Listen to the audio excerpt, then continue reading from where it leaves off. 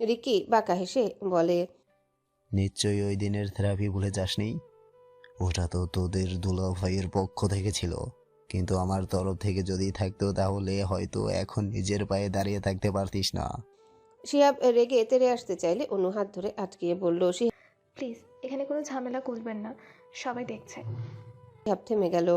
সে আর কিছু না বলে অনুর হাত শক্ত করে ধরে ওখান থেকে রাস্তার ওই পাশে চলে গেল। আর রিকি দাঁতে দাঁত চেপে তাদের চলে যাওয়ার দিকে রক্তিম চোখে তাকিয়ে থাকলো। শিহাব অনুকে নিয়ে ফুচকার দোকানে এলো। অনুর দিকে তাকে ধীর কণ্ঠে জিজ্ঞাসা করলো, কি খাবে? আগুনের গোলা? অনু শিহাবের দিকে চোখ গরম করে তাকালে শিহাব হেসে দিল এবং বলল, ঠিক আছে, রাগ করতে হবে না। এখন বলো কি খাবে? কিছু খেতে ইচ্ছা করছে না ভাইয়া, আপনি বরং আমাকে বাড়িতে ড্রপ করে দেন, তাহলেই হবে। অনুর কথা শুনে শিহাব কপাল চুলকিয়ে বলল, অবশ্যই বাড়িতে ড্রপ করে আসবো, কিন্তু তার আগে কিছু খেতে হবে। এসো। বলেই অনুর হাত ধরে সামনে এগিয়ে যায় এবং একটা ফাঁকা গোল টেবিলে বসিয়ে দিয়ে সে দোকানের ভিতর চলে গেল। অনু ঘাড় ঘুরিয়ে একবার রাস্তার ওই পাশে তাকায় এবং দেখে রিকি এই গাড়ির সঙ্গে হেলান দিয়ে এক মনে সিগারেট খাচ্ছে। চোখে ব্ল্যাক সানগ্লাস রয়েছে। তাকে ও দেখে অন্যদিকে তাকিয়ে আছে মনে হলো। অনু জানে রিক্কির চোখ জোড়া তার দিকে নিবদ্ধ হয়ে আছে এবং সে এটাও জানে রিক্কি এখন ভেতরে ভেতরে রেগে আগুন হয়ে আছে। এটা ভেবে মনে মনে হাসলো অনু। সে নজর সরিয়ে ঠিকঠাক হয়ে বসলো। শিহাবের দোকান অর্ডার দিয়ে দুটো পানির বোতল হাতে করে নিয়ে এলো। টেবিলের উপর দুটো বোতল রেখে অনুর সামনে চেয়ারে বসলো। পানির বোতল দেখে অনু একটা নিয়ে একটু পানি খেয়ে নিল এবং হাত চোখ মুখ ধুয়ে নিল। কিন্তু এখন সে ভেজা চেহারা মুছবে কোথায়? অনুকে হাঁসফাঁস করতে দেখে শিহাব মুচকে সে পকেট থেকে রুমাল বের করে এগিয়ে দিল। অনু আলতো হেসে ধন্যবাদ দিয়ে রুমালটা নিয়ে ভালো করে মুখ মুছে নিল। এখন একটু গরম কম লাগছে। শিহাব অনুর আপাদমস্তক পর্যবেক্ষণ করে শান্ত গলায় বলল, এক্সাম কেমন হয়েছে? পাস আসবে তো? অনু মাথা চুলকে বোকা বোকা হাসি দিয়ে বলল, শিওর না, তবে পাশ করবো এটা 100% শিওর। শুধু পাস করলে হবে না অনু, ভালো রেজাল্ট করে আমাদের ভার্সিটিতে ভর্তি হতে হবে তোমায়। ইনশাল্লাহ, দেখা যাক ভাগ্যে কি রয়েছে। দুজনের কথোপকথনের মাঝে একজন ওয়েটার খাবার নিয়ে এসে টেবিলের উপর রাখলো। অনু তাকিয়ে দেখে তার প্রিয় ফুচকা ও ভেলপুরি রাখা হয়েছে। এটা দেখে অনুর বোনের কথা মনে পড়ে গেল। শেষবার তো তারই সঙ্গে বাড়িতে খেয়েছিল, তারপর থেকে আপুকেও দেখতে পায়নি আর এসব মুখেও তোলেনি। এসব ভেবে দীর্ঘশ্বাস ছাড়লো অনু। নাও খাও। শিহাব অনুর দিকে দুটো প্লেট এগিয়ে দিয়ে বলে। সেটা শুনে অনু বলে, আপনি খাবেন না? শিহাব কফির মগে চুমুক দিয়ে বলল। আমি এসব খেতে পছন্দ করি না অনু, তুমি খাও। অনু থমথমে মুখে বলল। কিন্তু আমি এতগুলো একা কিভাবে খাবো? শিহাব অনুর চোখের দিকে তাকিয়ে বলল। এভাবে আগে যেতে ঠিক ওইভাবে। অনু আর কিছু বলল না, কারণ তারও খিদে পেয়েছে অনেকটা। সে ধীরে ধীরে ফুচকানি খেতে লাগলো। শিহাবের সাথে টুকটাক গল্প করতে থাকলো। মাঝে মধ্যে ওই পাশের রাস্তায় দাঁড়িয়ে থাকা যুবকটার দিকেও তাকাতে ভুলল না। আরে তোরা এখানে? মেলি কণ্ঠস্বর শুনে অনু ও শিহাব পাশে তাকিয়ে দেখে মিম হাসি মুখে দাঁড়িয়ে আছে। তাকে দেখে অনু বলল। এই তো আপু, ফুচকা খাচ্ছি, তুমি এসো এখানে বসো। মিম মুচকি হেসে বলল। আজ নয় অনু, বাড়ি ফিরতে হবে। অনু মিমের আপাদমস্তক পর্যবেক্ষণ করে নিল। পরনে সবুজ রঙের সুতি সালোয়ার কামিজ, হাতে ঘড়ি, কাঁধে ব্যাগ ঝুলানো, মাথার চুলগুলো উপরে খোপা করে চুলের লাঠি আটকানো, উজ্জ্বল শ্যামবর্ণের চেহারা মলিন হয়ে আছে। দেখে বোঝা যাচ্ছে অনেক ক্লান্ত। অনু বিচলিত কণ্ঠে জিজ্ঞাসা করলো, আপু তুমি ঠিক আছো? মিম হেসে অনুর মাথায় হাত বুলিয়ে দিতে দিতে বলল। হ্যাঁ আমি ঠিক আছি অনু, তুমি চিন্তা করো না, মাত্র টিউশনি করেই এলাম তো, তাই একটু ক্লান্ত লাগছে। শিহাব একটু ভেবে বলল। তুমি কি আবারও হেঁটে এসেছো? মিম শিহাবের দিকে এক পলক তাকিয়ে চোখ সরিয়ে নিয়ে কথা ঘুরানোর জন্য অনুকে বলল। অরির কোনো খবর পেয়েছো অনু? অনু দুদিকে মাথা নাড়িয়ে না বুঝালো। সেটা দেখে মিম জোরে নিঃশ্বাস ফেলে বলল। চিন্তা করো না, তোমার আপুর খোঁজ জলদিই পেয়ে যাবে, আঙ্কেল তো চেষ্টা করেই চলেছে। একটু থেমে আবারও বলল। আচ্ছা অনু, নিজের খেয়াল রেখো, আজ চলি। বলে মিম সেখান থেকে সামনের পথে হাঁটতে শুরু করলো। সেদিকে শিহাব ভ্রুকুচকে তাকিয়ে থাকলো। সে কয়েকদিন ধরে লক্ষ্য করছে মিম তাকে ইগনোর করছে, কিন্তু কেন এমনটা করছে ঠিক বুঝে উঠতে পারছে না। তার এসব ভাবনার মাঝে অনু বলে উঠল। আপুকে দেখে অনেক ক্লান্ত মনে হচ্ছে, আপনি বরং আপুকে নিয়ে যান, আমি রিক্সায় করে চলে যাব। এমনিতেই আমার বাড়ির রাস্তা উল্টো দিকে। শিহাব অনুর দিকে তাকিয়ে বলল। কিন্তু তুমি একা। শিহাবের কথার মাঝখানে অনু থামিয়ে দিয়ে বলল। সমস্যা নেই, আমি যেতে পারবো, আপনি চিন্তা করবেন না। শিহাব ঠোঁট কামড়ে ধরে কিছুক্ষণ ভেবে বলল। ঠিক আছে চলো, আমি তোমায় রিক্সায় উঠিয়ে দেই। অনু মাথা নেড়ে সম্মতি দিয়ে উঠে দাঁড়ালো। শিহাব বিল মিটিয়ে অনুকে নিয়ে রাস্তার পাশে এলো এবং একটা রিকশায় উঠিয়ে দিয়ে বলল। সাবধানে যেও অনু। অনু মুচকি হেসে মাথা নাড়িয়ে সম্মতি দিল। রিকশা আপন গতিতে চলতে শুরু করলো। শিহাব সেদিকে কিছুক্ষণ তাকিয়ে থেকে নিজ গাড়িতে উঠে অন্য পথে চলতে শুরু করলো। এই পচা টিম, গাড়িতে ওঠ। মিম নিজ মনে একা একা হেঁটে যাচ্ছিল। হঠাৎ শিহাবের কণ্ঠস্বর শুনে চমকে পেছনে তাকিয়ে দেখে শিহাব গাড়িতে বসে রয়েছে এবং তাকে ইশারায় পাশের সিটে আসতে বলছে। মিম এগিয়ে গিয়ে কৌতূহল হয়ে বলল। তুই তুই এখানে কি করছিস? শিহাব দাঁতে দাঁত চেপে বলল। বিয়ে করতে এসেছি, হয়েছে?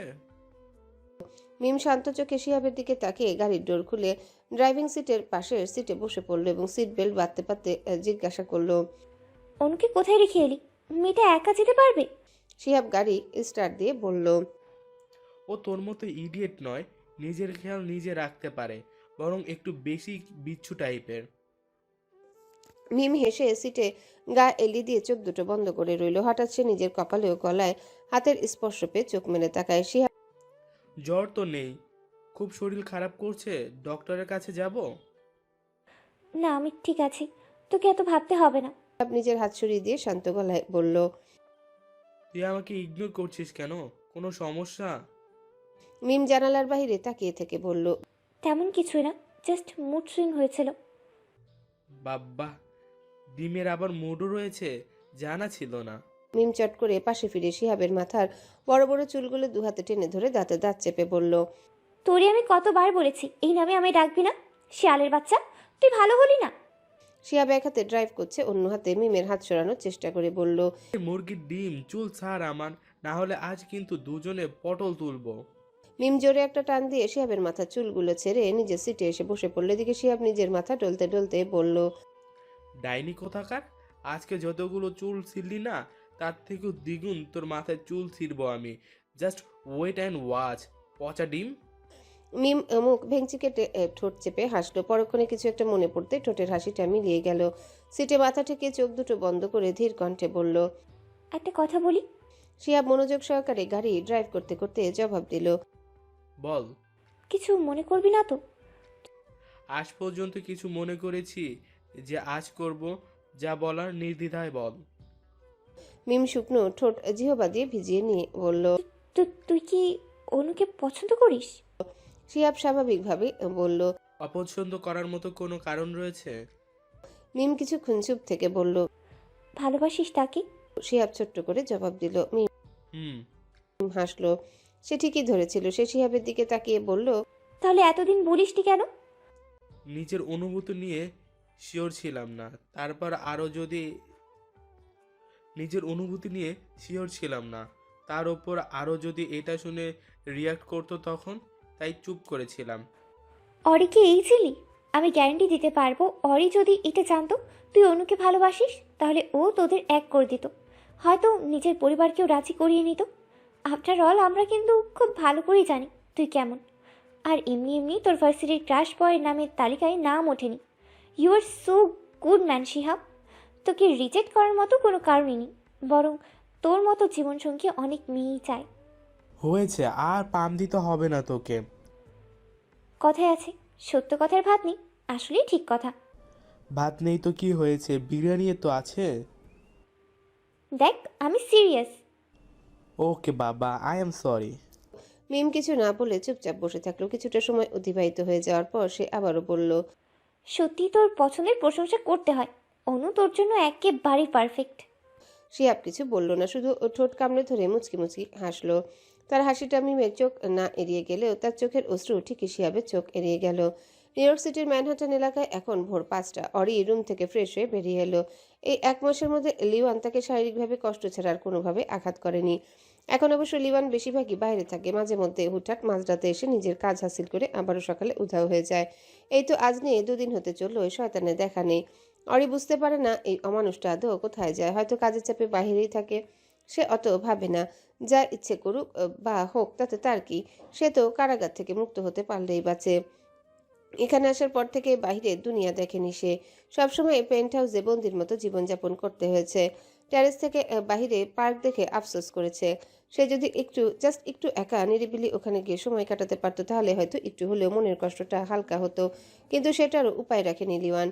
সে তো দরজা খোলার পাসওয়ার্ডই জানে না, সেখানে লিওয়ানের অবর্তমানে বের হবে কিভাবে? সব রাস্তা বন্ধ তার। এসব ভেবে ড্রয়িং রুমে পেরিয়ে কিচেনে গেল। তার ডান হাতের আর্ম স্লিপ ও ব্যান্ডেজ খুলে দিয়েছে। এখন বলতে গেলে অনেকটাই সুস্থ সে। রাতের দিকে তাড়াতাড়ি ঘুমিয়ে যাওয়ার ফলে এখন ভোরে ঘুম থেকে উঠে খিদে পেয়েছে। লিওয়ান থাকাকালীন তাকে ল্যাপটপে রান্নার অনেকগুলো ভিডিও দেখিয়েছে। সে ওইগুলো দেখে টুকটাক রান্না করতে শিখেছে। লিওয়ান এখানে থাকলে তাকে রান্না করতে হয় না, বাইরে গেলেও তার জন্য রান্না করে বা বাহির থেকে খাবার অর্ডার করে রেখে যায়। আজও সারাদিন লিওয়ান রেখে যাওয়া খাওয়াগুলোই খেয়েছে, কিন্তু সব শেষ হয়ে গেছে, তাই এখন রাতে রান্না করতে হবে তাকে। অরি ফ্রিজ থেকে কিছু সবজি বের করে নিয়ে সেগুলো ধুয়ে ছোট ছোট টুকরো করে কেটে নিল। কলিজা বের করে ভিজিয়ে রাখলো।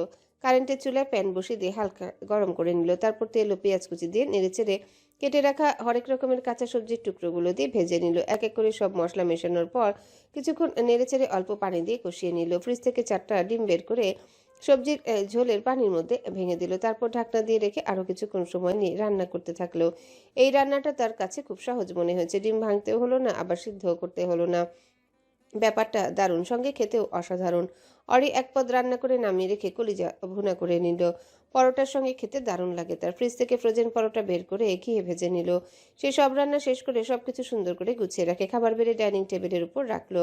অতঃপর বেসিন থেকে হাত চোখ মুখ ধুয়ে এসে চেয়ারে বসে প্লেটে খাবার সাজিয়ে নিয়ে ধীরে ধীরে খেতে শুরু করলো। অরি খাওয়ার মাঝে লিওয়ান ক্লান্ত শরীরে দরজা খুলে ভেতরে প্রবেশ করলো।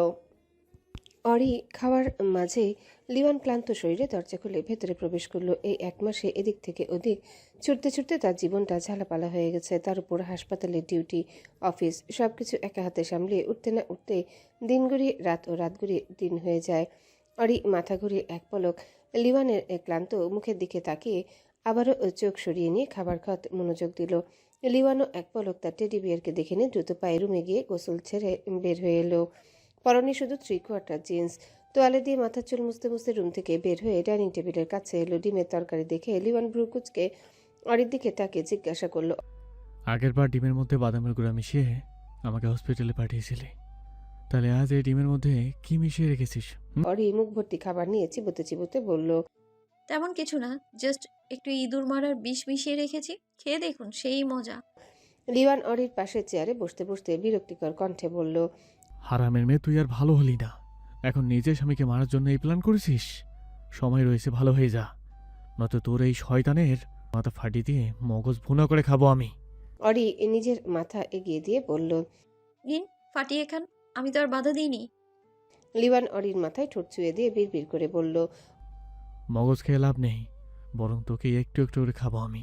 বলেই বাঁকা হাসলো লিওয়ান। অরি সোজা হয়ে চুপচাপ খেতে লাগলো, কিন্তু তাকে চেয়ার সহ নিজের দিকে ঘুরিয়ে নিয়ে বলল, খুব খেতে পেয়েছে টেডি বিয়ার, প্লিজ আজ একটু খাইয়ে দে।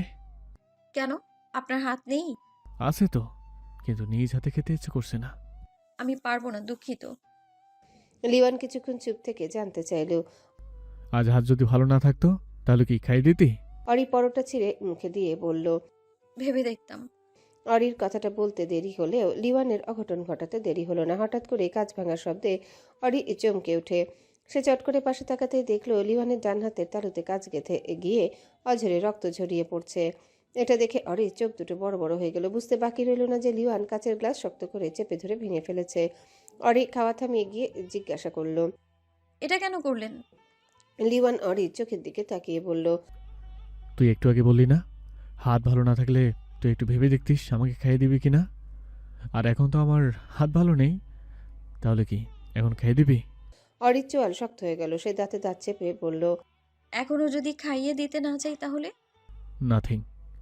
কথাটা বলে লিওয়ান উঠে চলে যেতে চাইল, কিন্তু অরি তার বাম হাত ধরে শান্ত গলায় জিজ্ঞাসা করলো। কোথায় যাচ্ছেন? লিওয়ান অরির দিকে না তাকিয়ে বলল, ঘুমাতে, খুব ঘুম পাচ্ছে। একটু আগে না বলেন খুব খিদে পেয়েছে? পেয়েছিল, তবে এখন নেই। বসুন, আমি খাইয়ে দিচ্ছি। তার আর কোনো দরকার নেই। আমি কিন্তু বারবার বলবো না। লিওয়ান আর কিছু না বলে চুপচাপ এসে চেয়ারে বসলো। অরি ততক্ষণে হাত ধুয়ে এইড বক্স নিয়ে এসেছে। লিওয়ানের মতো এসবে তার অভিজ্ঞতা না থাকলেও সে কাঁচা হাতে লিওয়ানের হাত থেকে কাজ বের করে ড্রেসিং করে দেয় এবং ক্ষত স্থানে ব্যান্ডেজও পেঁচিয়ে দিল। টেবিলের উপর থেকে কাঁচের টুকরোগুলো সরিয়ে বেসিনে গিয়ে হাত পরিষ্কার করে এলো। চেয়ারে বসতে বসতে খেয়াল করলো লিওয়ান তার দিকে এক দৃষ্টিতে তাকিয়ে রয়েছে। এটা দেখে সে তেমন কিছুই বলল না। নতুন করে প্লেটে দুটো পরোটা, ডিম দিয়ে সবজি ও কলিজা ভুনা নিল। পরোটার অংশ ছিঁড়ে এক পিস কলিজা দিয়ে লিওয়ানের মুখের সামনে ধরল। লিওয়ান বিনা বাক্যে সেটা তৃপ্তির সাথে গ্রহণ করে নিল এবং বিড়বিড় করে বলল, এমন তৃপ্তি পাওয়ার জন্য আমি বারবার নিজেকে আঘাত করতে প্রস্তুত টেডি বিয়ার। বিডি। অনু রিকশায় চুপচাপ বসে আছে। প্রায় অর্ধেক পথ চলে এসেছে। হঠাৎ করে রিকশার সামনে একটা কার দ্রুত বেগে এসে থেমে যায়। অনাকাঙ্ক্ষিতভাবে রিকশাওয়ালা ভয় পেয়ে জোরে পাশ ঘুরিয়ে নিল রিকশা। হুট করে এমন হয় অনু নিজেকে সামলাতে না পেরে রিকশা থেকে রাস্তার মাঝখানে ধপাস করে পড়ে গেল। সঙ্গে সঙ্গে ব্যথায় আর্তনাদ করে উঠল। ডান হাত আপনা আপনি চলে গেল তলপেটের উপর। সে পেট চেপে ধরে চেঁচিয়ে উঠল, ওই কানের শয়তান, তোর কি এটা বাপের রাস্তা? যেইভাবে গাড়ি চালাস, তোরে আজ পুলিশে দিব, খারাপ। অনু উঠতে গিয়েও কিছু একটা অনুভব করা মাত্রই থম মেরে বসে থাকলো। এদিকে তাকে পড়ে যেতে দেখে রিকশাওয়ালা দ্রুত এগিয়ে এসে চিন্তিত গলায় বললেন, মা, তুমি ঠিক আছো? হঠাৎ করে গাড়িটা সামনে আসতে দেখে ভয় পেয়ে গেছি, আর তাই ওইভাবে রিক্সাটা টানলাম। অনু নিচে বসে থেকে বলল, না না চাচা, আমি ঠিক আছি, জাস্ট হাতে আর পায়ে ব্যথা পেয়েছি, আপনি চিন্তা করবেন না। আপনি যান চাচা, আমি ওনাকে চিনি। কথা বলা শেষ হতে অনু দেখলো গাড়ির ডোর খুলে রিক্কি হেলে দুলে বেরিয়ে এলো। এটা দেখে অনুর মাথায় আগুন জ্বলে উঠলো। সে আশেপাশে তাকিয়ে দেখলো একটা ইটের টুকরো পড়ে রয়েছে। সেটা চট করে তুলে নিয়ে রিক্কির দিকে ছুঁড়ে মারলো, কিন্তু ইট লাগার আগে রিক্কি সরে গেল। চোখ থেকে সানগ্লাস খুলে গলার কাছে ঝুলিয়ে রেখে বলল, দেখছেন চাচা, এই কলেজ পড়ুয়া পুচকি একটা মেয়ের কি সাহস! দিনে দুপুরে ইট ফিকে মার্ডার করার চেষ্টা করছে। রিক্কির এহেন কথাবার্তা শুনে রিকশাওয়ালা চাচা খ্যাক করে বলে উঠলেন, চুপ থাকো হে ছোকরা, তোমার জন্যই মায়েরাটার রাস্তায় পড়ে গেল। কই এসে মাপ চাইবা, তা না করে মজা করছো। রিক্কি গাড়ির উপর বসে বলল, কি আর করবো বলুন চাচা, এই মায়াটা ভীষণ জ্বালায় আমারে, তাই ভাবলাম এরে একটু সাহায্য করি। রিকশাওয়ালা চাচা থমথমে খেয়ে গেলেন। তোমরা দুজন একে অপরকে চেনো? রিক্কি ঘাড় কাত করে অনুর দিকে তাকিয়ে বলল, হ্যাঁ, খুব ভালো করেই চেনা জানা রয়েছে। রিকশাওয়ালা চাচা থমথমে খেয়ে গেলেন। উনি আর কি বলবেন, ভাষা খুঁজে পেলেন না। রিক্কি গাড়ি থেকে নেমে এগিয়ে গিয়ে 1000 টাকার নোট দিয়ে শান্ত গলায় বলল, এটা নিন চাচা, রিক্সার যা ক্ষতি হয়েছে সেটা ঠিক করে নিয়েন। এটা অনেক বেশি, এত টাকা লাগবে না তো। রিক্কি হেসে ওনার পকেটে নোট গুজে দিয়ে বলল, সমস্যা নেই চাচা, আপনি এটা রাখুন। রিকশাওয়ালা চাচা অনুর দিকে তাকিয়ে নরম গলায় বললেন। অনু মাথা নেড়ে বলল, মা, আমি কি এখান থেকে যাব? মাথা নেড়ে বলল। আপনি যান চাচা, আমি ওনাকে চিনি। চাচা আর কিছু বললেন না। রিকশা নিয়ে উল্টো দিকে চলে গেলেন। অনুকে এখনো নিচে বসতে থাকতে দেখে রিক্কি বলল, আজ কি ম্যাডামের বাড়িতে যাওয়ার মুড নেই? অনু কিছু বলল না, শুধু পেট চেপে ধরে মাথা নিচু করে বসে রইল। রিক্কি ভ্রু কুচকে নিচ থেকে ফাইলটা তুলে গাড়ির ভিতর রেখে আবারও এগিয়ে এল এবং অনুর সামনে হাঁটু গেড়ে বসে ধীর কণ্ঠে বলল, এই অরুণচন্ডী, খুব বেশি ব্যথা পেয়েছো? অনু নিশ্চুপ। রিক্কি এবার তার দুগালে হাত রেখে বলল, লুক অ্যাট মি অনু। অনু মাথা তুলে রিক্কির দিকে তাকাতেই তার এক চোখ বেয়ে অশ্রু গড়িয়ে পড়ল। সেটা দেখে রিক্কি চমকে উঠল। সে বিচলিত কণ্ঠে বলল, সরি, আই এম সরি অনু, আমার এমনটা করা মোটেও ঠিক হয়নি। তো তুমি কোথায় ব্যথা পেয়েছো? কোমরে? চলো তোমাকে ডক্টরের কাছে নিয়ে যাই। এক নাগারে কথাগুলো বলে অনুর হাত ধরে টেনে তুলতে চমকে উঠল রিক্কি। খেয়াল করলো অনুর ব্লিডিং হচ্ছে। সাদা কলেজ ড্রেস পেছনের অংশের দিকে লাল হয়ে গেছে। রিক্কি ভরকে গিয়ে বলল, ও নো, তোমার ব্লিডিং হচ্ছে তো? তোমার কোথায় আঘাত লেগেছে? রিক্কির এমন কথা শুনে অনু রেগে মেগে দাঁতে দাঁত চেপে বলল, আমার পিরিয়ড হয়েছে, আশা করছি এটার মানে নিশ্চয়ই জানেন। রিক্কি নিজের ঠোঁট কামড়ে ধরে নিজেকে মনে মনে গালি দিল এমন বোকার মতো প্রশ্ন করার জন্য। সে আশেপাশে একবার নজর বুনিয়ে নিল। না, কেউ নেই এই কড়া দুপুর বেলায়। বলতে গেলে রাস্তাটা নির্জন। সে এক পলক অনুর মুখের দিকে তাকিয়ে চট করে শরীর থেকে জ্যাকেটটা খুলে নিয়ে অনুর কোমরে বেঁধে দিল। অনু হকচকিয়ে উঠে বলল, এই কি করছেন? আপনার দামি জ্যাকেট নোংরা হয়ে যাবে তো। রিক্কি অনুকে পাজা কোলে তুলে নিয়ে গাড়ির দিকে এগিয়ে যেতে যেতে বলল, সমস্যা নেই, তোমার জন্য এমন হাজারটা জ্যাকেট নোংরা করতে রাজি আছি। অনু গাড়িতে একা চুপচাপ বসে আছে। রিকি মাঝপথে গাড়ি থামিয়ে কই যেন গেছে। এদিকে পেট ব্যথাও বেড়ে চলেছে। তার ভালো লাগছে না কিছু। বাড়িতে কখন পৌঁছাবে এটা ভাবতে ভাবতে রিকি এসে ডোর খুলে দুটো প্যাকেট ধরিয়ে দিয়ে বলল। আমি বাইরে রয়েছি, তুমি চেঞ্জ করে নাও। বলে সে অনুকে আর কিছু বলার সুযোগ না দিয়ে ডোর লাগিয়ে কিছুটা দূরে সরে গেল এবং সিগারেট বের করে সেটা ধরিয়ে ঠোঁটে চেপে ধরল। অনু প্যাকেট করে দেখলো প্যাড ও নতুন ড্রেস রাখা হয়েছে। অনু সামনের সিট পেরিয়ে পেছনের সিটে গিয়ে চেঞ্জ করে নিল। কলেজ ড্রেস প্যাকেটের মধ্যে ঢুকিয়ে সিটের উপর রেখে দিল। সামনের সিটে এসে জানালার কাছ নামিয়ে উকি দিয়ে বলল। আপনি এখন আসতে পারেন। রিকি সিগারেটের অবশিষ্ট অংশ নিচে ফেলে পা দিয়ে আগুন নিভিয়ে ড্রাইভিং সিটে এসে বসলো এবং পানির বোতল পকেট থেকে ওষুধের পাতা বের করে দিয়ে বলল। এটা খেয়ে নাও, পেট ব্যথা কমে যাবে। অনু ভদ্রমের মতো ওষুধ একটা খেয়ে নিল এবং মুখ মুছে বলল। আজ সূর্যটা কোন দিকে উঠেছে? রিকি নিজে সিট বেল্ট বাঁধতে বাঁধতে ভ্রু কুচকে জিজ্ঞাসা করলো। হঠাৎ এই প্রশ্ন? অনু পানির বোতল রেখে বলল। না মানে আমি তো আপনাদের শত্রু, তাই আজ শত্রুকে এত সাহায্য করছেন এটা ঠিক হজম করতে পারছি না। তোমার এই অবস্থার জন্য কোথাও না কোথাও আমিই দায়ী। তাই বলতে পারো একটু আধটু সাহায্য করে নিজের ভুল শুধরিয়ে নিলাম। তাহলে এখন আরেকটা সাহায্য করুন। অনুর কথা শুনে এবার রিকি তার দিকে তাকিয়ে কপাল কুচকে বলল। কি? অনু কিছু না বলে রিকির দিকে পিট করে ঘুরে বলল। গাউনের চেনটা লাগিয়ে দিন। অনুর উন্মুক্ত ফর্সা পিঠ দেখে শুকনো ঢোক গিলে চট করে নজর সরিয়ে নিল রিকি। তার গলা শুকিয়ে কাঠ হয়ে এলো। সে দ্রুত পানির বোতল নিয়ে এক নিঃশ্বাসে শেষ করতে অনু আবারও বলে উঠল। কি হলো? দিন লাগিয়ে আমি চেষ্টা করেও পারিনি। রিকি বুকে হাত দিয়ে চোখ দুটো বন্ধ করে দাঁতে দাঁত চেপে বলল। এই মেয়ে, তোমার লজ্জা শরম বলতে কিছু নেই? আশ্চর্য, এখানে লজ্জা পাওয়ার কি হলো? আপনিও তো ওই দিন পুরো লিংটু হয়েছিলেন আমার সামনে। আমি তখন কি কিছু বলেছিলাম আপনাকে? Shut up idiot. ওই দিন রাগের মাথায় জাস্ট শার্ট খুলেছিলাম, প্যান্ট ও আন্ডারওয়্যার ঠিক জায়গাতেই ছিল। অনু ফট করে বলে উঠল। তো ওগুলোই খুলতেন, কে বাধা দিয়েছিল? এটা বলে নিজের মুখ চেপে ধরে অনু ভুল কথা বলে ফেলেছে। ঠিক তখনই রিকি বলে উঠল। তুমি চাইলে এখনই খুলতে পারি। খুলবো? অনু দ্রুত মাথা নাড়িয়ে বলল। আস্তাগফিরুল্লাহ, ছি ছি ভাইয়া, আমি ওটা মুখ ফুসকে বলে ফেলেছি। তাহলে আমিও হাত ফসকে খুলে ফেলি। অনু নিজের মাথা চুল নিজে টেনে ছিঁড়তে ইচ্ছা করলো। সে কিছু বলতে যাবে ঠিক তখনই চোখ দুটো বড় বড় হয়ে গেল। রিক্কি তাকে টেনে নিজের কোলে বসিয়ে নিয়ে বাহু চেপে ধরে উন্মুক্ত আবেদনময়ী পিঠে মুখ ডুবিয়ে দিয়েছে। কোমল ঠোঁটের স্পর্শে অনুর শরীর কেঁপে উঠল। সে কাঁপা কাঁপা গলায় বলল। কি করছেন?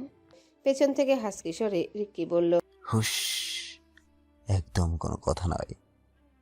প্রায় 30 মিনিট পর অনুকে আদর করে ছেড়ে দিল রিক্কি। ঠোঁট জোড়া বৃদ্ধা আঙ্গুল দিয়ে মুছে কিছুক্ষণ চোখ দুটো বন্ধ করে রেখে নিজের শ্বাস প্রশ্বাস স্বাভাবিক করার চেষ্টা করলো। অনুও নিজের সিটে এসে ওড়না দিয়ে ঠোঁট মুছে চোখ দুটো বন্ধ করে সিটে গায়ে লিয়ে শ্বাস ফেলতে থাকলো। কয়েক মিনিট পর নিজেকে সামনে নিয়ে গাড়ি স্টার্ট দিয়ে ড্রাইভিং করতে মনোযোগ দিল রিক্কি। কিছুক্ষণের মধ্যে চৌধুরী মেনশনের সামনে এসে গাড়ি থামিয়ে দিল। অনু চুপচাপ নিজের সমস্ত জিনিস নিয়ে গাড়ি থেকে নেমে পড়ল। বাড়ির গেটের দিকে হেঁটে যেতে রিক্কি পেছন থেকে ডেকে উঠল। এই অরঞ্জন রে। অনু পিছনে ফিরে জিজ্ঞাসা করলো। কিছু বলবেন? রিকি ছোট্ট করে উত্তর দিল। অনু এগিয়ে এসে শুধালো। বলুন, আমি শুনছি। রিকি কিছুক্ষণ চুপ থেকে অনুর চোখে চোখ রেখে বলে উঠল। Will you marry me, miss Ananya Chowdhury? বাক্যটি কর্ণপাত হতেই অনুর হাত থেকে জিনিসপত্র নিচে পড়ে গেল। সে হা করে তাকিয়ে থাকলো সামনের গাড়িতে বসে থাকা বিদেশি যুবকটির পানে। যুবকটি তার লালচে চিকন ঠোঁট জোড়া নাড়িয়ে আবারও বলল। Will you marry me?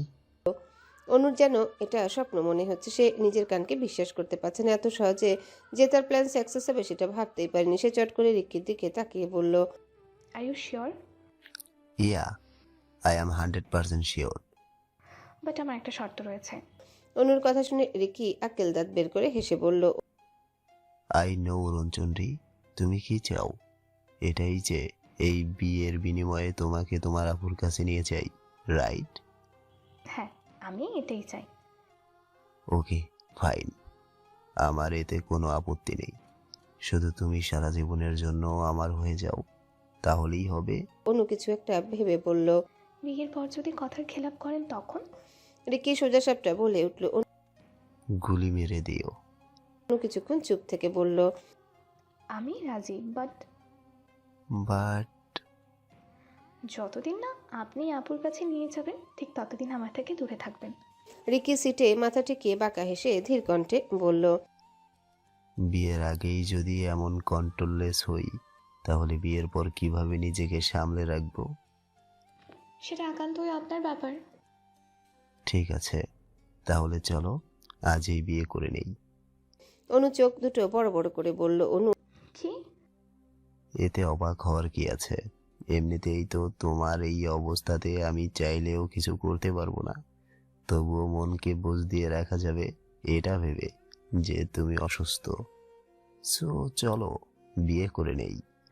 আপনি পাগল হয়ে গেছেন? ইয়েস সুইটহার্ট, আমি তোমার প্রেমে পাগল হয়ে গেছি। ধুর বাল, আপনার সাথে আমার কথাই বলবো না। বিরক্তিকর কণ্ঠে বলে নিচ থেকে ফাইল প্যাকেটগুলো তুলে বাড়ির দিকে এগিয়ে যেতে শুরু করলো এবং পেছন থেকে শুনতে পেল, আজ রাতে আমি তোমার অপেক্ষায় থাকবো রঞ্জনরি। New York. ভোর গড়িয়ে সকাল হয়ে এসেছে। অরি শাওয়ার নিয়ে ওয়াশরুম থেকে বের হয়ে এলো। ভেজা চুলগুলো মুছে বারান্দার তোয়ালে মেরে দিয়ে ড্রেসিং টেবিলের সামনে এসে দাঁড়ায়। হেয়ার ড্রায়ার দিয়ে চুলগুলো শুকিয়ে মুখে ময়শ্চারাইজার ও হাতে পায়ে বডি ক্রিম মেখে নিল। চুলগুলো আছড়ে খোপা করে কাঠি দিয়ে রাখলো। নিজের কাজ সম্পূর্ণ করে পেছনে ঘুরে বিছানার দিকে তাকায়। লিওয়ান উবুর হয়ে বেঘরে ঘুমাচ্ছে। ব্ল্যাক কমফোর্টার কোমর পর্যন্ত রাখা, যার ফলে ফর্সা ভি আকৃতি সুঠাম দেহের পিঠের অংশ উন্মুক্ত হয়ে আছে, যেখানে নখের আঁচড়ের দাগগুলি স্পষ্ট দেখা যাচ্ছে। অরি নজর সরিয়ে রুম থেকে বের হয়ে গেল। কিচেনে এসে কড়া করে এক কাপ কফি বানিয়ে নিল। লাইব্রেরি থেকে একটা উপন্যাসের বই নিয়ে টেরেসে চলে গেল। ওখানে দোলনায় বসে ধোয়া ওঠা গরম কফিতে চুমুক দিয়ে বই পড়তে মনোযোগ দিল। তার এই একটা মাসের সঙ্গী হিসেবে বইগুলোই ছিল।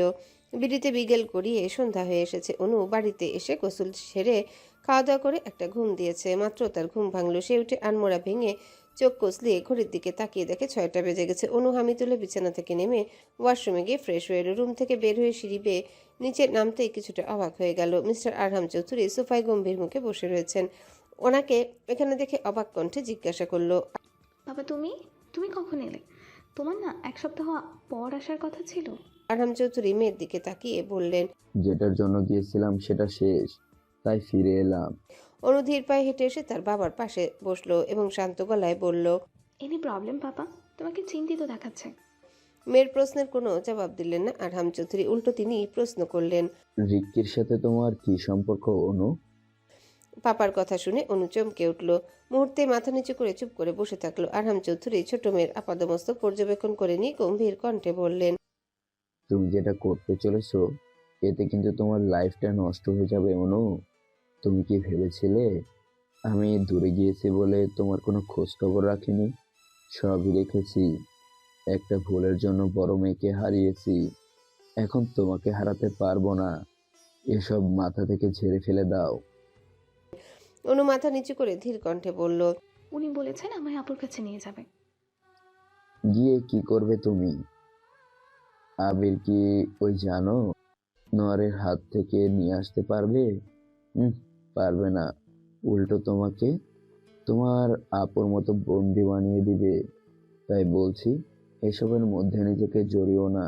আমি যদি আপুকে ফিরে নিয়ে আসতে পারি তখন? তোমার কি মনে হয় ওই লিওয়ান এত সহজেই ছেড়ে দিবে? হয়তো না, কিন্তু আমিও তোমার মেয়ে পাপা, এত সহজে হাল ছাড়ছি না। আগুন নিয়ে যখন খেলায় নেমেছি তখন এটা শেষও দেখতে চাই। তুমি ভুল করছো। অনু কিছু না বলে মাথা নিচু করে উঠে দাঁড়িয়ে সিঁড়ি বেয়ে উপরে যেতে যেতে ভিড় করে বলল, এমন ভুল আমি বারবার করতে রাজি আছি বাবা। জান, এই জান, কই তুই? লিওয়ান ঘুম থেকে উঠে শাওয়ার নিয়ে ড্রয়িং রুমে এসে অরিকে দেখতে না পেয়ে ডাকছে, কিন্তু কোনো সারা শব্দ না পেয়ে এবার চিল্লিয়ে বলে উঠল, এই হারামের মেয়ে, কোন চিপাই আছিস? বের হ বলছি। লিওয়ানের বাজখাই গলার শব্দ শুনে অরি টেরিস থেকে চলে এলো। এসে ঝাঁঝালো কণ্ঠে বলল, কি হয়েছে? কি এমন সারের মতো চিৎকার কেন করছেন?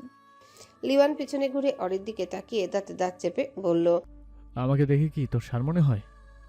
অরি লাইব্রেরিতে গিয়ে হাতে থাকা বইটি রেখে বলল, আপনাকে তো হার্টলেস ব্যক্তি মনে হয় আমার। লিওয়ান সোফার উপর বসে বলল, আজ এই হার্টলেস আমিটাকে তুই বানিয়েছিস। নিজের দোষ অন্যের ঘাড়ে কিভাবে চাপাতে হয় সেটা আপনার থেকে শেখা উচিত মিস্টার লিওন চৌধুরী। লিওয়ান চট করে উঠে গিয়ে অরিকে দেয়ালের সাথে চেপে ধরে দাঁতে দাঁত চেপে বলল, আমি বিনা দোষে শাস্তি পেয়েছি আরিয়ান চৌধুরী, আর সেটা তুইও তোর ফকিং বাপ দিয়েছে। অরি চোখ মুখ শক্ত করে বলল, খবরদার আমার পাপাকে নিয়ে একটাও বাজে কথা বলবেন না। যদি কেউ একটু হলেও দোষ করে থাকে তাহলে সেটা আমি। আর আমি যা করেছিলাম এতে কোনো আফসোস নেই আমার। আপনি সেটা ডিজার্ভ করতেন। নিজের পাপাকে বাঁচাতে যদি অন্য কাউকে মারতে হয় তাহলে এই অরি দ্বিধা করবে না।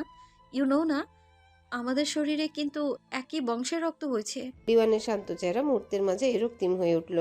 অরির চোয়াল শক্ত করে চেপে ধরে হিসিয়ে বলল, যেদিন তোর ওই হারাম বাপের কুকর্মের কথা জানতে পারবি ওই দিন দেখবো তোর তেজ ঠিক কতখানি থাকে। অরি হেসে বলল, আমার পাপা এমন কোনো কাজ করবে না যেটাতে ওনার প্রতি আমাদের বিশ্বাস চলে যায়। সো এইসব ফাউল মার্কা কথাবার্তা বন্ধ করুন। আমার করা অন্যায় শাস্তি তো তোকে দিচ্ছি না আমি, তোকে তোরই করা শাস্তি দিচ্ছি আমি। মনে আছে? মনে আছে? ঠিক এই জায়গাটাতে তুই নিজ হাতে গুলি করেছিলি আমাকে। লিওয়ান নিজের উন্মুক্ত বুকে ইশারা করে শেষে কথাগুলো বলে। অরির চোখ দুটো লিওয়ানের বুকের একটা খুব পুরানো গুলির দাগের উপর গিয়ে পড়ল। সঙ্গে সঙ্গে সেই তীক্ষ্ণ অতীতের কিছু দৃশ্য আবারও চোখের সামনে ভেসে উঠল। অরি তখন 10 বছরে পা দিয়েছিল, আর লিওয়ান 20 বছরে। তার ভাইটাও লিওয়ানের সমবয়সী ছিল। তারা সবাই দাদুর বাড়িতেই থাকতো। সে তখন ক্লাস 5-এ পড়তো। স্কুল থেকে বিকেলবেলায় ক্লান্ত শরীরে ড্রাইভারের সাথে বাড়ি ফিরেছিল। বাড়িতে প্রবেশ করতে নিচতলায় বড় ভাইয়ের রক্তাক্ত শরীর দেখে থমকে গিয়েছিল। সে দৌড়ে ভাইয়ের কাছে গিয়ে পাগলের মতো কাঁদতে কাঁদতে ডাকার চেষ্টা করেছিল। ছোট্ট অরি বারবার জিজ্ঞাসা করেছিল এমনটা কে করেছে। তার ভাইয়ের শরীর দেখে বোঝা যাচ্ছিল কেউ গুলি করেছে। তার বড় ভাইটা তারই কোলে শেষ নিঃশ্বাস ত্যাগ করেছে এবং অস্ফুট স্বরে একটাই নাম বলে গিয়েছিল, লিওয়ান। ছোট অরি যেন নিজের কানকে বিশ্বাস করতে পারছিল না। লিওয়ান ও আওরাব কাজিন হলো, একে অপরের খুব ভালো বন্ধু ছিল। সেখানে নিজ হাতে তার ভাইকে মেরেছে, এটা যেন ছোট্ট মন বিশ্বাসই করতে পারছিল না। ভাইকে জড়িয়ে ধরে হাউমাউ করে কাঁদছিল। তখন উপরতলা থেকে পাপার চিৎকারের শব্দ শুনে ছোট্ট অরি এলোমেলো পায়ে দৌড়ে সিঁড়ি দিয়ে উপরে উঠে যায় এবং গিয়ে ড্রয়িং রুমে নির্মম দৃশ্যটা দেখে পায়ের নিচ থেকে মাটি সরে যায়। তার চোখের সামনে লিওয়ান হিংস্র পশুর মতো তার পাপাকে মারছিল। তাদের থেকে একটু দূরে বড় চাচুর রক্তাক্ত নিথর দেহটা পড়ে আছে। ছোট্ট অনু তখন একটা বন্ধ রুমে চিৎকার করে কেঁদে দরজা খুলতে বলছিল।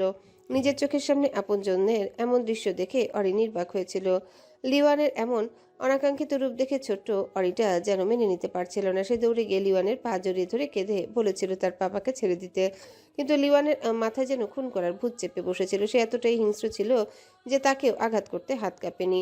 মার খাওয়ার পরেও ভাঙা ভাঙা গলায় বলেছে তার পাপাকে না মারতে, সবাইকে ছেড়ে দিতে। কিন্তু লিওয়ান তার কোনো কথাই শুনেনি, বরং আরও মারছিল তার পাপাকে। ছোট্ট মেয়েটা লিওয়ানের ধাক্কা খেয়ে অন্য পাশে ছিটকে পড়েছিল।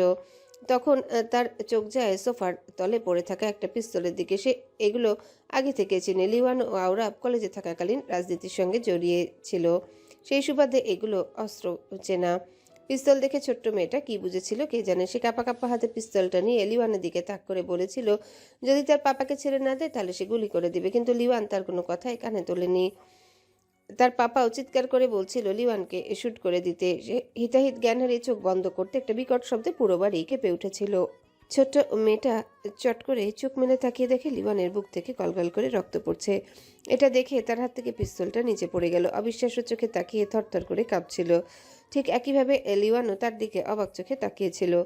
সেও যেন ভাবতে পারেনি ছোট্ট অরি তাকে গুলি করে দিবে। লিওয়ানের ফ্লোরে পড়ে যেতে দেখে সে চিৎকার দিয়ে ছুটে যেতে চেয়েছিল, কিন্তু পেছন থেকে তার মাম্মা এসে তাকে ধরে আটকিয়ে দেয়। চোখের সামনে এত এত রক্ত, আপন মানুষদের নিথর দেহ পড়ে থাকা, এইগুলো ছোট্ট ব্রেন নিতে পারেনি, যার ফলে সে তার মাম্মার বাহুডোরে জ্ঞান হারিয়ে পড়ে গিয়েছিল। ওই দিনের ঘটনার পর 7 দিনের মাথায় সে কিছুটা সুস্থ হলেও মানসিকভাবে ভেঙে পড়েছিল। বারবার মনে হচ্ছিল সে খুন করেছে। এসব ভেবেই উন্মাদের মতো আচরণ করা শুরু করে। তার এমন অবস্থা দেখে পাপা বলেছিল এই মানুষটা সম্পত্তির জন্যে নিজ হাতে নিজের বাপকে মেরে ফেলেছে। ওনাকে বাঁচাতে গিয়ে তার ভাইটাও অকালে প্রাণ হারায়। সেই সঙ্গে আমেরিকা থেকে ফেরার পথে বড় আম্মু কার অ্যাক্সিডেন্ট করে মারা যান। ওনার সাথে ছোট্ট অনাগত বাচ্চাটিও শেষ হয়ে যায়। এসব শোনার পর ছোট্ট মেয়েটা আবারও অসুস্থ হয়ে যায়। ছোট্ট মনে এক আকাশ সমান ঘৃণা জমে যায় পাষাণ মানুষটার প্রতি। যেটুকু আফসোস ছিল সেটাও কেটে যায়। একসময় জানতে পারে লিওয়ান মারা যায়নি, তাকে পাপা হাসপাতালে ভর্তি করিয়ে রেখেছিল। ওখান থেকে জেলে নিয়ে যাওয়ার সময় পালিয়ে যায়। তারপর থেকে আর কোনো খোঁজ পাওয়া যায়নি।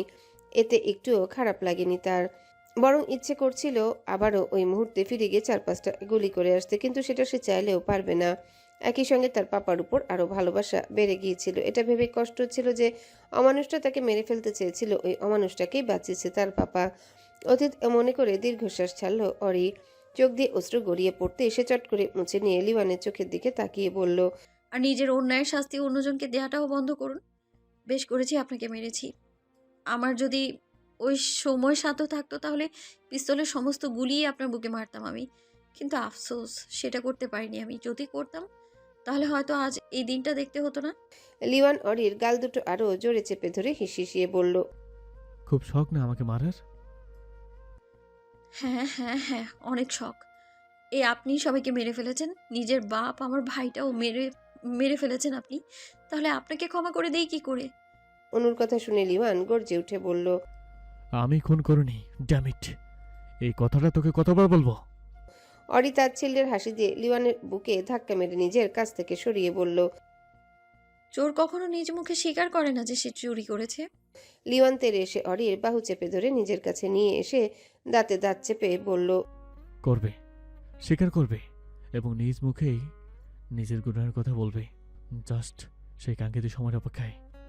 ঠিক আছে, আমিও দেখবো আপনি নিজেকে কিভাবে নির্দোষ প্রমাণ করেন আপনি।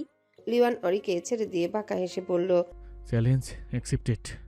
অরি আর কিছু না বলে ওখান থেকে চলে যেতে নিলে লিওয়ান বলে উঠল, তোর ভাইয়ের শরীরে কি আদৌ তোর বংশের রক্ত ছিল? বাক্যটি কর্ণপাত হতেই অরি চমকে উঠল।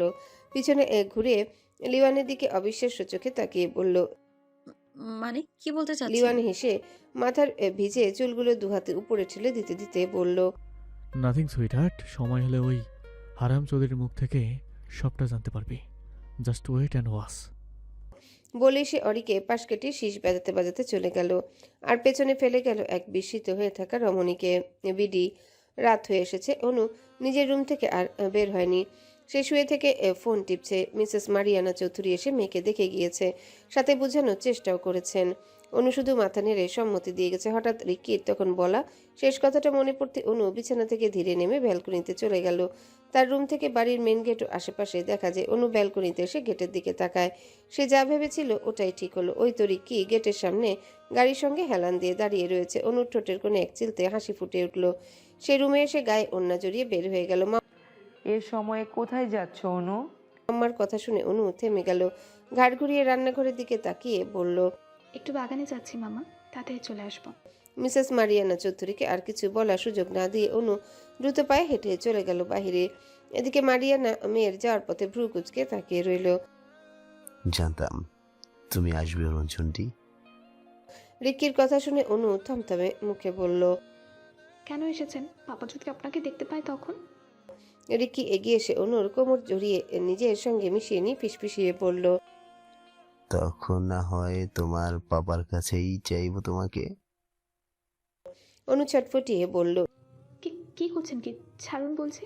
রিক্কি তাকে আরো আষ্টে পৃষ্ঠে জড়িয়ে ধরে ধীর কণ্ঠে বলল, এমন ভাব করছো যেন এই প্রথম তোমাকে ছুলাম। দুপুরেই তো গাড়ির ভেতরে তোমাকে। রিক্কির কথা শেষ না হতে অনু তার মুখ চেপে ধরে বলল। উফ, চুপ করুন। রিক্কি হেসে অনুর হাতের তালুতে চুমু খেলো। অনু চমকে উঠে নিজের হাত সরিয়ে নিল রিক্কির মুখ থেকে। রিক্কি কিছু একটা খেয়াল করে অনুকে ছেড়ে দিয়ে বিড়বিড় করে বলল, নাও শ্বশুরমশাই হাজির। অনু চমকে পিছনে ঘুরে দেখলো তার পাপ্পা এদিকে হেঁটে আসছে। মিস্টার আরহাম চৌধুরী রিক্কিকে দেখে চোয়াল শক্ত করে বলল, তুমি তুমি এখানে কি করছো? রিক্কি অবিলম্বে বলে উঠল, আপনার বেঁচে যাওয়া প্রাণ পাখিকে নিতে এসেছি। মানে আপনার ছোট মেয়েকে নিয়ে যেতে এসেছি। মিস্টার আরহাম চৌধুরী তেরে এসে রিক্কির জ্যাকেটের কলা চেপে ধরে দাঁতে দাঁত চেপে বলল, তোর মতো একটা কুলাঙ্গারকে আমি নিয়ে দেব? এটা ভাবলি কিভাবে? তোর ওই জানোয়ার বন্ধু আমার বড় মেয়েকে নিয়ে পালিয়ে গেছে, আর এখন তুই আইছিস আমার ছোট মেয়েকে নিতে? রিক্কি শান্ত চোখে তাকিয়ে বলল, আরহাম দেখুন শ্বশুরমশাই, আমার বন্ধু আপনার মেয়েকে জোর করেই বিয়ে করেছে, কিন্তু সেটা আমি করতে যাচ্ছি না। তাই সুন্দর করেই বলছি, আপনার মেয়েকে আমার হাতে তুলে দিন। চৌধুরী গর্জে উঠে বললেন, দিব না। কি করবি তুই কর যা। বলে রিক্কিকে ছেড়ে দিয়ে অনুর হাত ধরে চলে যেতে লাগলো। রিক্কি এখনো শান্ত চোখে তাকিয়ে আছে। হঠাৎ করে অনু থেমে গেল। মেয়েকে থেমে যেতে দেখে আরহাম চৌধুরী ভ্রু কুচকে তাকালেন। অনু মাথা নিচু করে অস্ফুট স্বরে বলল, বাবা, আমি ওনাকে বিয়ে করতে চাই। আরহাম চৌধুরী অবাক কণ্ঠে বললেন, তুমি যা বলছো ভেবে বলছো? তোমার মাথাটা কি খারাপ হয়ে গেছে? তুমি জানো এরা আমাদের শত্রু, তারপরেও এমন কথা বললে কি করে? আপনি যতটা ওনাকে খারাপ ভাবছেন উনি অতটাও খারাপ নয়। আর আপুকে তো অন্যজন নিয়ে গেছে, তাহলে সেখানে ওনার দোষ কোথায়? মেয়ের কথা শুনে আরহাম চৌধুরী রেগে গেলেন। তোমার সামনে দুটো অপশন, এক নিজের পরিবার ও দুই শয়তান। তুমি এখন ডিসাইড করো কাকে চাই। উনি রাগে গজগজ করতে করতে বললেন। অনু অসহায় চোখে পাপার দিকে তাকায়। রিকি সিগারেট ধরিয়ে গাড়ির ডোর খুলে ড্রাইভিং সিটে বসে পড়ল। অনু এক পলক সেদিকে তাকিয়ে মনকে শক্ত করে বলে উঠল, আমি ওনাকে চাই। ব্যাস কথাটা বলতে দেরি, তার নরম গালে থাপ্পড় পড়তে দেরি হলো না। জীবনের প্রথম পাপার হাতে চড় খেয়েও অনু শান্ত হয়ে আছে। আরহাম চৌধুরী দাঁতে দাঁত চেপে বললেন, যাও, বের হয়ে যাও এই চৌধুরী মেনশন থেকে। তোমার মতো মেয়ের দরকার নেই আমাদের। অনু কিছু না বলে মাথা নিচু করে এলোমেলো পায়ে গাড়ির দিকে এগিয়ে গেল। মিস্টার আরহাম চৌধুরীও রাগে গজগজ করতে করতে ভেতরে চলে গেলেন। অনু এসে ডোর খুলে রিক্কির পাশের সিটে বসে পড়ল। সিট বেল্ট বাঁধতে যাবে ঠিক তখনই রিক্কি তাকে টেনে নিজের কোলে বসিয়ে নিল। ব্যথা পেয়েছো? অনুর লাল হয়ে যাওয়া বাম গালে হাত রেখে ধীর কণ্ঠে জিজ্ঞাসা করে রিক্কি। সেটা শুনে অনু দুদিকে মাথা নাড়ালো। রিক্কি কিছুটা সময় নিয়ে অনুর গালে ঠোঁট ছুঁয়ে দিয়ে বিড়বিড় করে বলল, এটাই লাস্ট। এরপর চাইলেও কেউ তোমাকে হার্ট করতে পারবে না। অনু চুপচাপ রিক্কির বুকের মাঝে মুখ গুজে বসে রইল। রিক্কি মুচকি হেসে বাম হাতে অনুকে নিজের সঙ্গে জড়িয়ে ধরল। ও ডান হাতে গাড়ি ড্রাইভ করতে থাকলো। প্রায় অনেকক্ষণ পর গাড়ি এসে একটা জায়গায় থেমে গেল। রিক্কি অনুকে নিয়ে বের হয়ে এলো। অনু সামনে তাকিয়ে দেখলো সাইনবোর্ডে বড় বড় করে লেখা রয়েছে কাজী অফিস। এটা দেখে রিক্কির দিকে তাকায়। রিক্কি কিছু না বলে তার হাত ধরে ভেতরে নিয়ে যাওয়া, অতঃপর দুজন পবিত্র বিবাহ বন্ধনে আবদ্ধ হয়ে গেল। বিয়ে রেজিস্টার সম্পূর্ণ করে অনুকে নিয়ে বের হয়ে এলো রিক্কি। গাড়িতে উঠে অনুর দিকে একটা চেক বের করে দিল। সেটা দেখে অনু ভ্রু কুচকে জানতে চাইলো, কি এটা? তোমার দেনমোহরের সম্পূর্ণ টাকা। অনু কিছুটা অবাক হয়ে চেকটা হাতে নিল। সেখানে বিশাল বড় একটা অ্যামাউন্ট লেখা রয়েছে। অনু মাথা চুলকিয়ে বলল, এতগুলো টাকা দিয়ে আমি কি করব? রিক্কি গাড়ি স্টার্ট দিতে দিতে বলল, যা ইচ্ছে তাই। ঢাকা শহরে আজ আবারও একটা ব্রিজের নিচে মৃত ব্যক্তির লাশ পাওয়া গেছে। চারিদিকে পুলিশ, লোকজন গিজগিজ করছে। লাশটার চারিপাশে পুলিশ হলুদ tape, police line, do not cross দিয়ে ঘিরে রেখেছে, যেন কেউ ভেতরে ঢুকতে না পারে। প্রতিবারের মতো আজও সেই অজানা অচেনা ভিলেন নামক ব্যক্তির নাম খোদাই করে রাখা। লাশটার বুকের বাম পাশে বিভৎস রূপের মৃতদেহের পাশে খাম পড়েছিল। তার মধ্যে এই লোকটার সব অনৈতিক কর্মকাণ্ডের প্রমাণ রাখা হয়েছে। সঙ্গে ছোট্ট একটা রক্তে লেখা চিরকুটও ছিল। সেখানে লেখা ছিল, যাদের ছোট্ট নিষ্পাপ শিশুদের প্রতি মায়া দয়া নেই, তাদের কারোরই বেঁচে থাকার কোনো অধিকার নেই। ইন্সপেক্টর সিয়াম আহমেদ এটা দেখে প্রমাণগুলো চেক করে বুঝতে পারে এই লোকটা শিশু পাচারের সঙ্গে লিপ্ত ছিল। আশেপাশের সবকিছু ভালো করে তল্লাশি করে কোনো কুল পায়নি ওই ভিলেন নামক আসামির। মৃতদেহটা দেখেই বোঝা যাচ্ছে কতটা নির্মমভাবে হত্যা করা হয়েছে। ইন্সপেক্টর সিয়াম আহমেদ প্রমোশন পেয়ে এই শহরে এসেছে। এখানে এসে থানা থেকে সবকিছু ডিটেলস জেনে নিয়েছে। কোন কোন কেস বাকি আছে সবকিছু নিজ দায়িত্বে জেনে নিয়ে সলভ করার চেষ্টা চালিয়ে যাচ্ছে। তার মধ্যে হুট করে পুরনো কেসটা পেয়ে কিছুটা অবাকই হয়ে যায়। এত পুরনো কেস, অথচ খুনির কোনো প্রমাণই নেই। সে জানতে পারে এই কেসটা আগে এসআই সোহরাব মির্জা দেখছিলেন, কিন্তু হঠাৎ করে ওনার উপর আক্রমণ হয় এবং খুব বাজেভাবে আহত হয়ে হাসপাতালে ভর্তি হয়েছে। সিএম ঠিক করেছিল এবার হাসপাতালে গিয়ে এসআইয়ের সঙ্গে দেখা করে কথা বলবে, কারণ অনেক পুলিশের মুখেই শুনেছে এসআইকেও নাকি ওই সাইকো ভিলেনই মেরেছে। এই ব্যাপারে কিছু কথা বলতে চেয়েছিল, কিন্তু যখন জানতে পারে এসআই সাহেবের মুখে জ্বলন্ত কয়লা দেওয়ার ফলে উনি এখনো কথা বলতে পারেননি এবং এখনো আইসিইউতে ভর্তি হয়েছে। ডক্টর জানিয়েছে সুস্থ হতে বেশ সময় লাগবে। এসব জানার পর নিজে সিদ্ধান্ত চেঞ্জ করেন এবং মনে মনে প্রতিজ্ঞা করে ভিলেন নামক খুনির শেষটা দেখেই ছাড়বে। New York. অরি আজ সারাদিন লিওয়ানের সামনে যায়নি, আর না ওই রুমে গিয়েছে। সে সকাল থেকে অন্য একটা রুমের মধ্যে ছিল, শুধু খাবার খেতে দুপুরে বের হয়েছিল। এখন সন্ধ্যা হয়ে এসেছে, সে অন্য রুমে বিছানায় শুয়ে থেকে চিন্তা করছে। তার এখানে থাকতে একটুও ভালো লাগছে না, ইচ্ছে করছে এখান থেকে চলে যেতে, কিন্তু সে কিভাবে পালিয়ে যাবে সেটাই বুঝতে পারছে না। হঠাৎ করে কিছু একটা মনে হতে সে দ্রুত পায়ে এগিয়ে এসে কাবার্ড করে একটা ছোট্ট বক্স বের করে। সে অনেকদিন আগেই এটা এখানে দেখেছিল। বক্সটি খুলতে দেখা গেল একটা হ্যান্ডকাপ রাখা আছে, পাশে ছোট্ট চাবি, আর ঠোঁট কামড়ে ধরে কিছু একটা ভেবে নিল অরি। তারপর হ্যান্ডকাপ ও চাবি লুকিয়ে নিয়ে রুম থেকে বের হয়ে গেল। লিওয়ানের রুমের সামনে উকি দিয়ে দেখলো শয়তানটা বিছানায় আধা শোয়া হয়ে বসা থেকে ল্যাপটপে কাজ করছে। পরনে টি শার্ট ও ট্রাউজার, ব্রাউন চুলগুলো এলোমেলো হয়ে কপালে পড়ে আছে, চোখে চিকন ফ্রেমের চশমা। অরি খুব সাবধানে রুমে প্রবেশ করে টেবিলের কাছে গিয়ে ড্রয়ারে কাঙ্ক্ষিত জিনিসটা রেখে দিল। তারপর এইট বক্স থেকে হাই পাওয়ার ফুলের দুটো ওষুধ খুলে মুখের ভেতর নিয়ে লিওয়ানের কাছে যায়। অরি এসে কোলের উপর থেকে ল্যাপটপ সরিয়ে নিজে লিওয়ানের কোলের উপর বসে পড়ল। এতে ভ্রু কুচকে গেল লিওয়ানের। অরি চশমাটা খুলে নিতেই শুনতে পেল, নেশা করছিস নাকি? আমার জানা মতে সবসময় তোকে জোর করে কাছে নিয়ে আসতে হয়, কিন্তু এখন হঠাৎ করে স্বামীর প্রতি এত দরদ, ঠিক সুবিধা লাগছে না। কি চাই?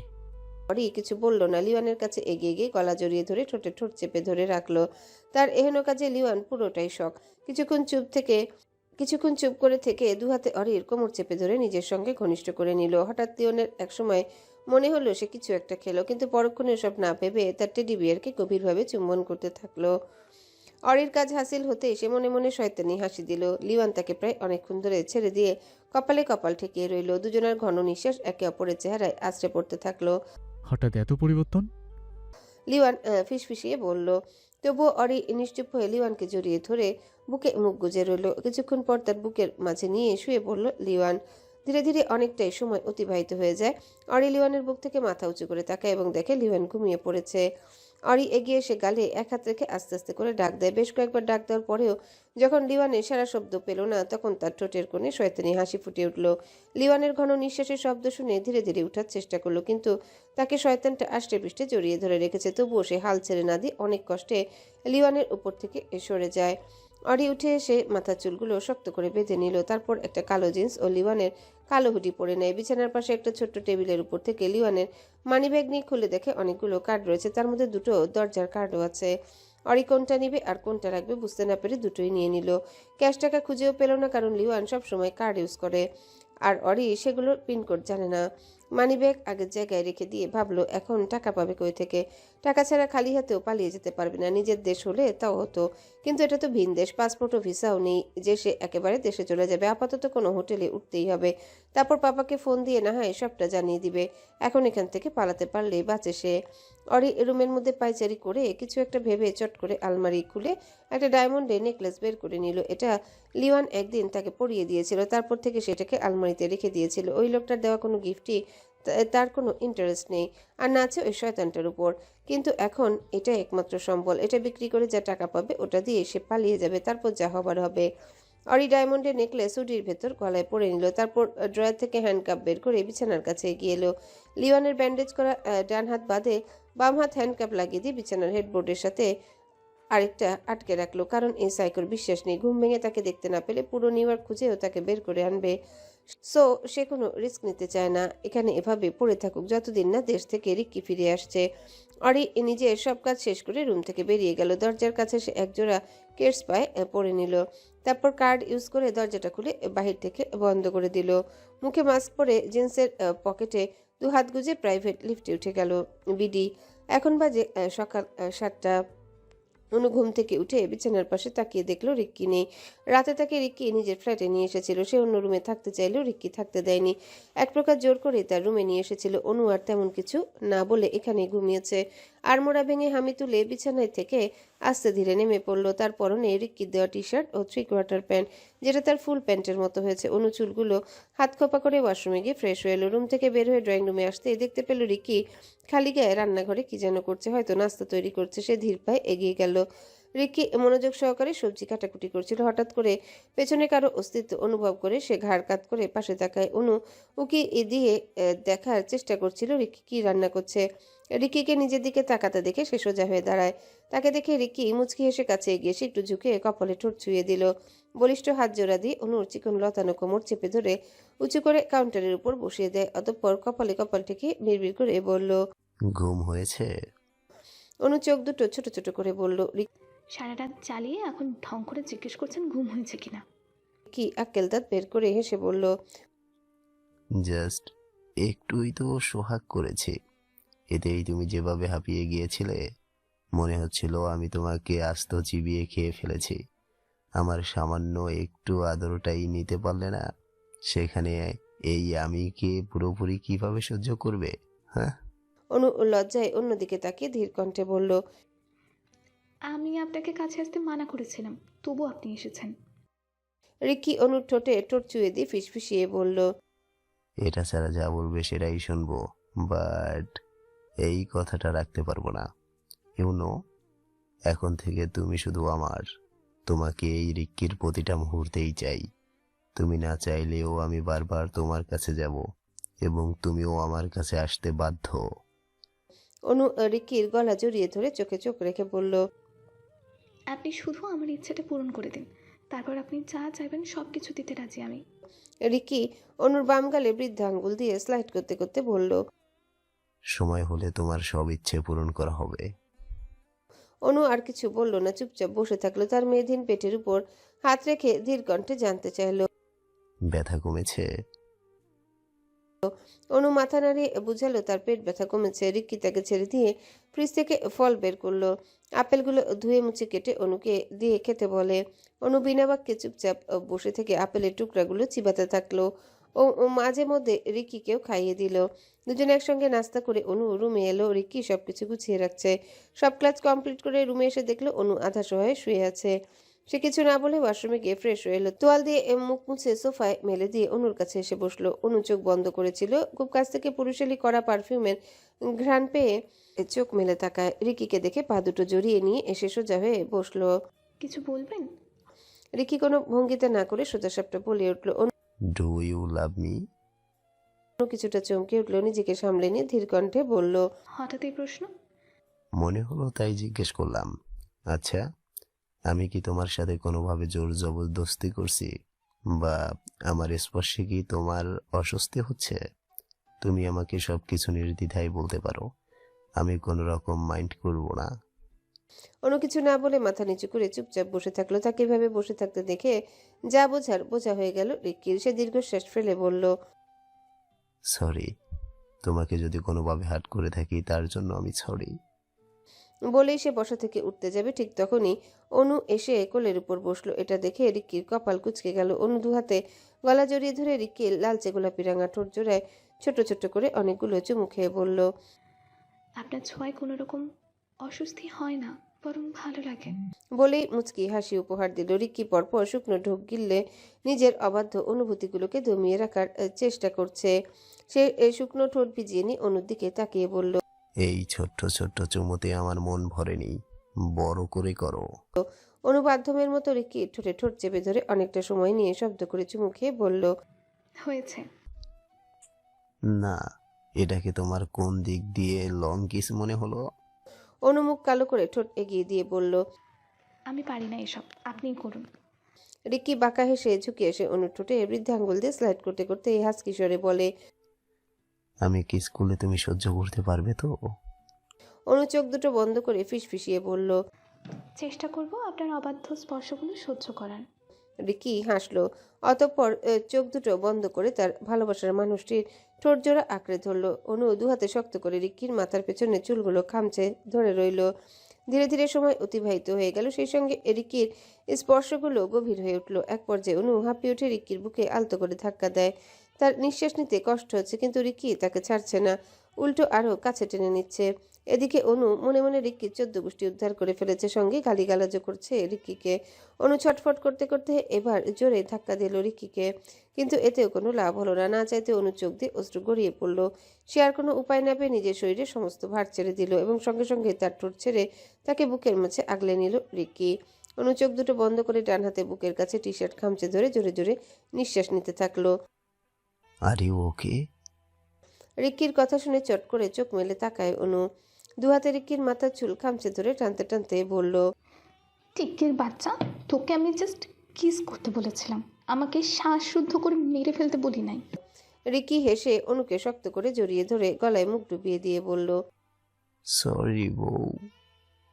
অনু কিছুক্ষণ নিজেকে ছাড়িয়ে নেওয়ার চেষ্টা করে একসময় হাল ছেড়ে দিয়ে রিক্কির উন্মুক্ত বুকের মাঝে পড়ে থাকলো। কিছুক্ষণ পর অনুভব করলো রিক্কি কি যেন একটা তার গলায় পরিয়ে দিল এবং তাকে ছেড়ে দিল। অনু কৌতূহলী হয়ে মাথা নিচু করে নিজের গলার দিকে তাকালো এবং দেখলো একটা বিদেশি স্বর্ণের নাম খোদাই করা চেন। সে হাত দিয়ে ধরে চেনটার সামনে নিয়ে এসে দেখলো মাঝখানে রড্রিক খোদাই করা রয়েছে। এটা দেখে কপাল কুঁচকে গেল অনুর। সে রিকির দিকে তাকিয়ে জানতে চাইলো, ইসরে, গল্পে কার কার সাথে জানি রোম্যান্স করে ফেলেছি। এটা তোমার স্বামীর আসল নাম, আর এটা বিশেষ কেউ একজন দিয়েছিল, আর এখন তুমিও আমার কাছে বিশেষ কেউ, তাই এটা তোমায় দিলাম। রিকির কথা শুনে যেন অনু অবাক হয়ে গেল। সে অস্ফুট স্বরে বলল, কি আপনার নাম মানে? লর্ড রড্রিক আমার আসল নাম, আর রিকি ডাক নাম। তোমার জিজুই দিয়েছে এই নামটি। রিকি ওরফে লর্ড রড্রিকের কথা শুনে যেন অনু আকাশ থেকে পড়ল। সে চোখ দুটো বড় বড় করে এক প্রকার চিল্লিয়ে বলে উঠল, তার মানে আপনি খ্রিস্টান? হ্যালো বন্ধুরা, পরবর্তী পার্ট খুব তাড়াতাড়ি আসবে, তো সবাই অপেক্ষায় থাকো। আর চ্যানেলটি যারা এখনো সাবস্ক্রাইব করোনি তারা পরবর্তী পার্ট দেখার জন্য চ্যানেলটি সাবস্ক্রাইব করে রেখো। ধন্যবাদ সবাইকে, আমাদের সাথেই থেকো।